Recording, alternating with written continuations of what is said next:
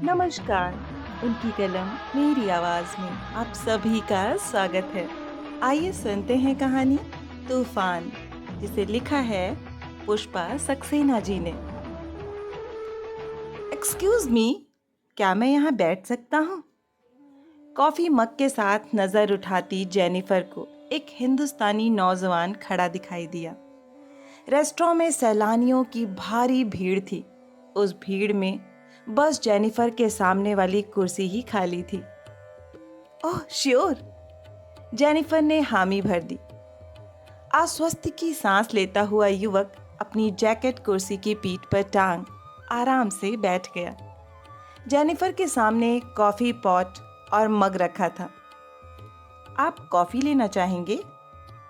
Thanks, आपने तो counter की भीड़ में जाने से बचा लिया। भारतीयों की पहचान ही मेहमान नवाजी होती है। आप इंडिया के किस शहर से हैं? अपनी बात कहते सुधीर के चेहरे पर मुस्कुराहट आ गई। उसके दोस्तों का कहना था, वैसे तो सुधीर एक निहायत शरीफ भोला भाला युवक है, पर बातें बनाने में उस्ताद है। ना आप मेरे मेहमान हैं, ना मेरा जन्म इंडिया में हुआ है। मैं अमरीकी नागरिक हूँ। कॉफी ऑफर करना एक कर्टसी है, दैट्स ऑल। कॉफी का सिप लेती जेनिफर की बात ने सुधीर को चुप सा करा दिया। माफ कीजिए, पर आपको देखकर तो कोई भी आपको इंडियन ही कहेगा। हिंदी में बात भी कितनी आसानी से करती हैं। इसमें ताज्जुब की क्या बात है? मेरे पेरेंट्स इंडिया से हैं। मेरा जन्म अमेरिका में हुआ है, इसलिए मैं अपने को अमेरिकन कह सकती हूँ। यहाँ जन्म लेने वालों को अमेरिकी नागरिकता जन्म से ही प्राप्त हो जाती है। चलिए, मैं कुछ हद तक तो सही हूँ। आखिर आपकी रगों में भी तो हिंदुस्तानी खून ही है। अपना परिचय देना चाहूँगा। मैं सुधीर, आईआईटी कानपुर से कंप्यूटर इंजीनियरिंग करते ही यहाँ एक अच्छी सॉफ्टवेयर कंपनी में जॉब मिल गया। अपने बारे में बताते सुधीर के चेहरे पर हल्का सा गर्व झलक आया। आजकल तो अमेरिका से लोग काम के लिए इंडिया जाते हैं। एनीहाउ, आपके बारे में जानकर खुशी हुई। आपका परिचय जान सकता हूँ मिस? अगर अपरिचय काफ़ी नहीं तो जेनिफर हूँ, मगर रख कर जेनिफर ने अपनी कलाई घड़ी पर नज़र डाली। शायद आप ग्लेशियर टूर पर ले जाने वाली बस का टाइम देख रही हैं। मैं समझ नहीं पा रहा हूँ। अथाबास का ग्लेशियर का टूर लूँ या यहीं बैठकर दूर से ही नज़ारा देख लूँ? इतनी ठंड में आप बर्फीले ग्लेशियर पर जाएंगी? उस अनुभव के बिना यहाँ आने का कोई अर्थ ही नहीं रह जाता। वही अनुभव लेने तो यहाँ सैलानियों की भीड़ है। अगर आप जा रही हैं तो मेरा जाना भी ज़रूर बनता है। लड़की होकर भी आप हिम्मत कर रही हैं, तो भला मैं कैसे पीछे रह सकता हूँ? माफ़ कीजिए, अमेरिका में लड़कियों को किसी भी क्षेत्र में लड़कों से कम नहीं समझा जाता। सॉरी, मेरा वो मतलब नहीं था। बातें बनाने में उस्ताद सुधीर से गलतियां होती जा रही थीं। बस जाने का टाइम हो रहा है, मैं चलती हूँ। जेनिफर खड़ी हो गई। ओके, मैं भी चलता हूँ, वरना मेरी बस छूट जाएगी। तेजी से डग भरता सुधीर रेस्टोरेंट की कुर्सी पर टांगी अपनी जैकेट लेना भूलकर जेनिफर के आगे हो लिया। काउंटर से 2 टिकट खरीद एक टिकट जेनिफर की ओर बढ़ाकर बोला, आपका टिकट मैंने ले लिया है। थैंक्स, वैसे इस मेहरबानी की ज़रूरत नहीं थी। जेनिफर ने पर्स खोल पैसे निकाले। रहने दीजिए, क्या फ़र्क पड़ता है, मैं पैसे दे चुका। हमारे इंडिया में अगर कोई पुरुष किसी महिला के साथ है तो पुरुष का फ़र्ज़ है पर्स वही खोले। सॉरी, यह आपका इंडिया नहीं है। किसी अजनबी से फेवर लेना मुझे पसंद नहीं। जेनिफर ने टिकट के पैसे सुधीर को थमा दिए। रेस्टोरेंट ऊंचाई पर था। काफ़ी सीढ़ियां उतरने के बाद दोनों बस के पास पहुंचे। बहुत से सैलानी पहले से मौजूद थे। बर्फ़ के ग्लेशियर पर चलने वाली बसें भारी लागत से बनाई गई थीं। सामने फैली बर्फ़ की मोटी चादर का नाम अथाबास्का ग्लेशियर था। जेनिफर बोली, जानते हो, अथाबास्का ग्लेशियर को कोलंबिया आइस फील्ड से बर्फ की सप्लाई मिलती है। हर साल करीब 23 फीट स्नोफॉल होता है। बर्फ की गहराई 270 फीट से 1000 फीट तक है। यह 6 किलोमीटर लंबा है। देखकर कोई नहीं जान सकता यह ग्लेशियर धीमी गति से नीचे आ रहा है। वाह, लगता है तुमने तो इस ग्लेशियर के बारे में पूरी रिसर्च की है। मैं जिस टूरिस्ट स्पॉट पर जाती हूँ वहां के बारे में पूरी जानकारी लेना मेरी आदत है। गुड, चलो बस में बैठते हैं। बाहर तो ठंड से हाथ सुन्न हो रहे हैं। बाय द वे, तुम्हारी जैकेट कहाँ है? सुधीर पर निगाह डालती जेनिफर ने पूछा। ओह गॉड, वह तो मैं रेस्टोरेंट में ही छोड़ आया। अब अगर वापस जाता हूं तो यह बस मिस हो जाएगी। अपने पूरी बांह के स्वेटर में सुधीर जेनिफर के पीछे जल्दी में भागता आ गया था। कुर्सी से जैकेट लेने की याद ही नहीं रही। कोई बात नहीं, ऐसी छोटी छोटी बातों पर परेशान होना बेकार है। यह आखिर बस है, तुम्हारे लिए इंतजार नहीं करेगी। चाहो तो कल की बस ले लेना। कल तक रुकना मुश्किल है। मैं लापरवाह इंसान हूँ, सजा तो मिलनी ही चाहिए। चलो, यह भी एक अनुभव है। लौटने पर जैकेट मिल जाएगी ना? अगर जैकेट किसी ईमानदार इंसान को मिली तो शायद वह रेस्टोरेंट के मालिक के पास रख देगा। अगर ऐसा ना हुआ तो जैकेट को भूल जाना ही बेहतर है। वैसे सामान्यतः अमेरिकन ईमानदार होते हैं। गनीमत है तुम पूरी बाह का स्वेटर पहने हो। बस में हीटिंग चल रही थी। अंदर आरामदेह तापक्रम था। बस चल पड़ी। साथ बैठी जेनिफर से सुधीर ने पूछा, सुना है ग्लेशियर पर लोग स्नोबॉल बनाकर खेलते हैं, स्नोफॉल का खूब मजा लेते हैं। मुझे इन बातों का कोई एक्सपीरियंस नहीं है। टेक्सास में तो कभी बर्फ नहीं पड़ती। हाँ, हमारे लिए स्नो या स्नोफॉल कोई नई चीज नहीं है। शिकागो में रहने वाले बर्फ झेलने के आदी होते हैं। हम स्नोफॉल एंजॉय करते हैं। तुम शिकागो में रहती हो? रहती थी, अब कहीं और जॉब लेना है। कहाँ और किस फील्ड में जॉब लोगी? अभी कुछ पता नहीं। जेनिफर चुप हो गई। बस ड्राइवर अथाबास्का ग्लेशियर के बारे में जानकारी देता जा रहा था। बर्फ पर कुछ स्थानों पर फ्लैग से निशान लगाए गए थे। ड्राइवर ने बताया, उन जगहों में गड्ढे हैं। अगर गलती से बस उनमें फंस जाए तो बर्फ में छिपे गड्ढों से बाहर आना कठिन है। बर्फ पर बस में यात्रा एक अद्भुत अनुभव था। जिधर दृष्टि डालो सफ़ेद बर्फ का साम्राज्य था। ग्लेशियर पर एक नियत स्थान पर पहुंचकर बस रुक गई। पहले से पहुंची बसों से उतरे पर्यटक बर्फ पर मस्त खेल रहे थे। हल्की स्नोफॉल उनके आनंद को बढ़ा रही थी। जेनिफर खुश हो गई। Wow, we are lucky. Glacier पर रुई जैसी स्नोफॉल हो रही है। इसके साथ खेलने में मजा आ जाएगा। Come on. जेनिफर ने सुधीर से बस से उतरने को कहा। नहीं, मैं बस में ही रहूंगा। नीचे बर्फ और ऊपर से स्नोफॉल मैं नहीं सह पाऊंगा। जैकेट भी तो नहीं पहनी है। B a sport.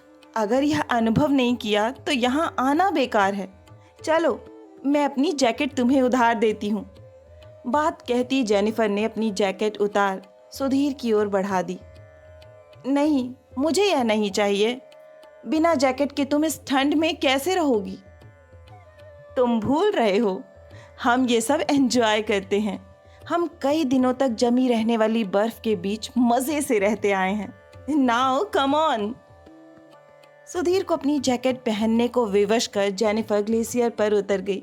जेनिफर का साथ और ग्लेशियर पर खड़े होने का अनुभव सुधीर को रोमांचित कर गया।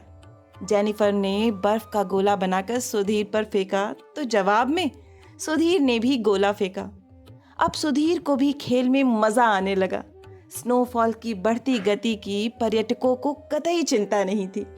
ग्लेशियर पर कुछ स्थान फ्लैग से चिन्हित किए गए थे। टूरिस्ट गाइड ने चेतावनी दी, उन जगहों में लूप होल्स हैं, उधर कोई ना जाए। पिछले साल 2 टूरिस्ट ऐसे ही बर्फ के गड्ढे में फंस गए और जान से हाथ धो बैठे। चेतावनी के बावजूद 1-2 दुस्साहसी उन चिन्हित होल्स में झांकने का प्रयास कर रहे थे।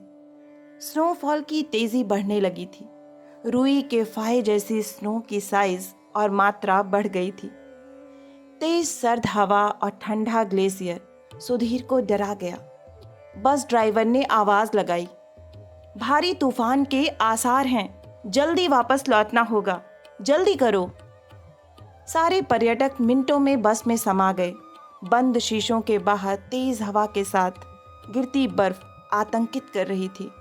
विजिबिलिटी इतनी कम हो गई कि बस ड्राइवर भी चिंतित दिख रहा था। आते समय बस की राह में बताए गए बर्फ में छिपे गड्ढे सुधीर को डरा रहे थे। अगर गलती से बस किसी ऐसे गड्ढे में फंस गई तो वापसी असंभव थी। जेनिफर उसका डर भांप गई, तसल्ली देती बोली, डरो मत, हम सही सलामत पहुंच जाएंगे। ऐसी बातें मुझे परेशान नहीं करती। You are cool. मैं जल्दी घबरा जाता हूँ, मेरे दोस्त भी ऐसा ही कहते हैं। थैंक गॉड तुम साथ हो। जेनिफर की बात सच निकली। बस सही सलामत अपने स्टॉप पर पहुंच गई। यात्रियों ने ताली बजाकर अपनी खुशी जाहिर कर दी। बस स्टॉप से सड़क के उस पार वाले रेस्टोरेंट में पहुंचने के लिए कई सीढ़ियां चढ़नी पड़ती थीं, पर उस तूफान में वही एक शरण स्थल था। सीढ़ियां पार करने में तूफान बाधा डाल रहा था। किसी तरह तूफान से लड़ते हुए दोनों रेस्टोरेंट के साथ वाली गिफ्ट शॉप में पहुंचे ही थे कि बत्ती गुल हो गई। लोगों में हड़कंप सा मच गया। टॉर्च की रोशनियां झिलमिला उठी। अब क्या होगा? पता नहीं, जैकेट ना जाने कहाँ होगी। भयभीत सुधीर ने पूछा। अब अपनी जैकेट को तो भूल ही जाओ, किसी और का भला हो जाएगा। जेनिफर ने परिहास किया। जैकेट की नहीं, मैं आगे की सोच रहा हूँ। रात कहाँ काटेंगे? यहाँ जो भी गिफ्ट शॉप या रेस्टोरेंट है वहाँ भी तो इंसान काम करते हैं। हमें धक्के देकर तो बाहर नहीं निकालेंगे। यहीं किसी कोने में रात काटनी होगी। चलो अपने लिए कोई कोना ढूंढ लें।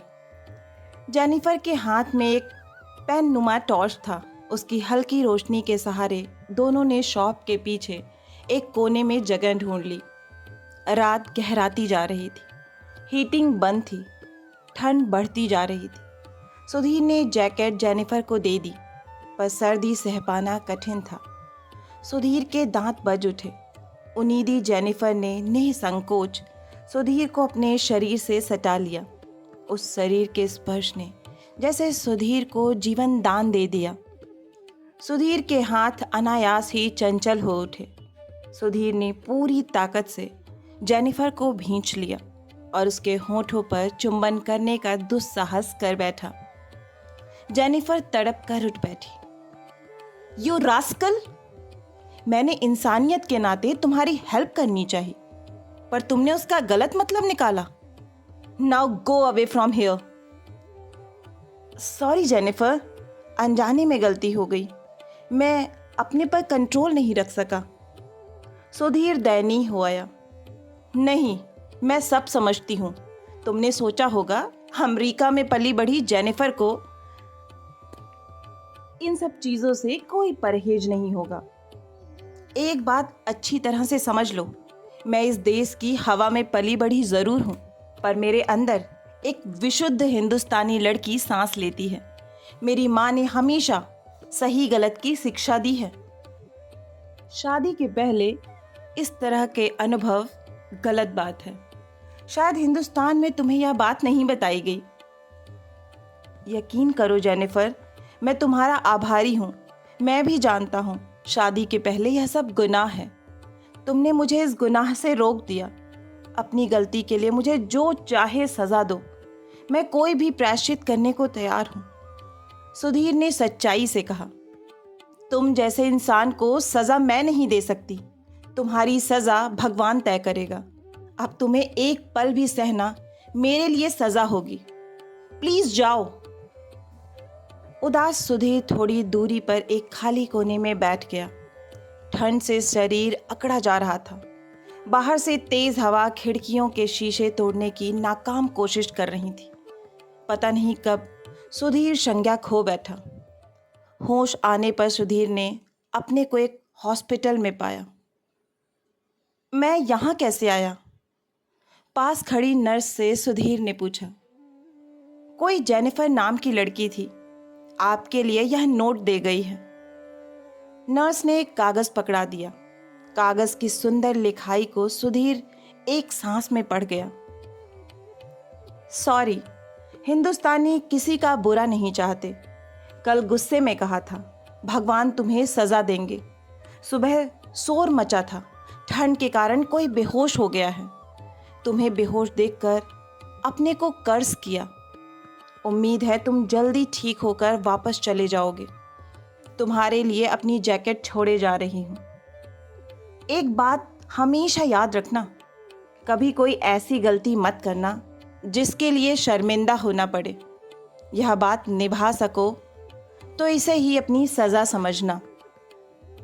विदा, जेनिफर। स्तब्ध सुधीर जेनिफर का नोट देखता रह गया। काश जेनिफर जान पाती। सुधीर उन गए गुजरे युवकों में से नहीं है जो ऐसा जघन्य अपराध करे। वह तो उस तूफान का नतीजा था जिसने उसके भीतर तूफान छेड़ दिया। क्या अब वह कभी जेनिफर से मिल सकेगा? अगर भगवान उसकी सच्चाई जानता है तो जेनिफर उसे जरूर मिलेगी। सुधीर को पूरा विश्वास है। आशा है कि यह कहानी आपको बहुत ही पसंद आई होगी। अगर कहानी पसंद आई है तो मुझे प्रोत्साहित करने के लिए एक लाइक करें, अपनों के साथ ज़्यादा से ज़्यादा शेयर करें। नीचे कमेंट बॉक्स में कमेंट करके बताएं कि आपको कहानी कैसी लगी। और अगर आप इस परिवार का हिस्सा बनना चाहते हैं और इस पर नए हैं तो इसे सब्सक्राइब करना ना भूलें। फिर मिलती हूँ एक नई कहानी या कविता के साथ। तब तक के लिए आप सभी का कहानी सुनने के लिए बहुत बहुत धन्यवाद।